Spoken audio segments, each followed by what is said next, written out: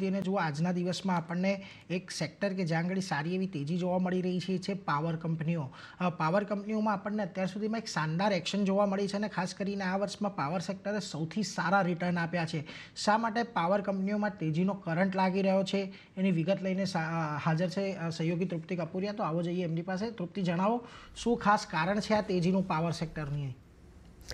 આજે આપણે જોયું છે કે પાવર કંપનીઓમાં આપણને શાનદાર તેજી સાથે કારોબાર થતો જોવા મળી રહ્યો છે. એમ કહી શકાય પાવર કંપનીઓમાં તેજીનો કરંટ દોડતો હોય તેવું લાગી રહ્યું છે. હવે કઈ કંપનીઓમાં કેટલા રિટર્ન્સ તેમને આપ્યા છે, શરૂઆત આપણે તેનાથી કરીએ તો વર્ષ દરમિયાનના રિટર્ન્સ પર નજર કરીએ તો NHPC પર નજર કરીએ તો લગભગ 50% પોઝિટિવ રિટર્ન્સ આપ્યા છે.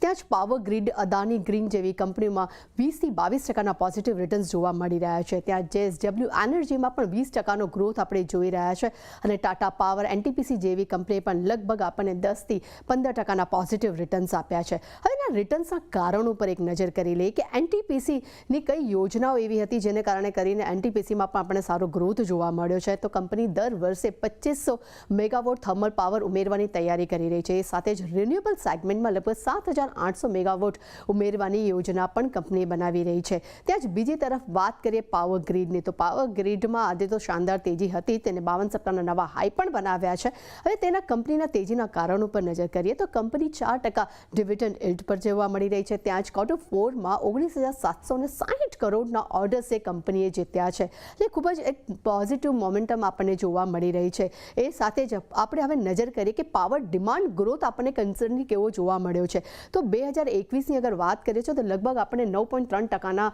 આપણને ગ્રોથ જોવા મળે છે. ત્યાં જ 2022-23ની વાત કરશું ત્યાં પણ લગભગ આપણને 8થી 9% ગ્રોથ જોવા મળ્યો છે અને 2024 હાલ સુધીના અગર ગ્રોથની વાત કરીએ તો લગભગ આપણને 6.6% ગ્રોથ જોવા મળી રહ્યો છે.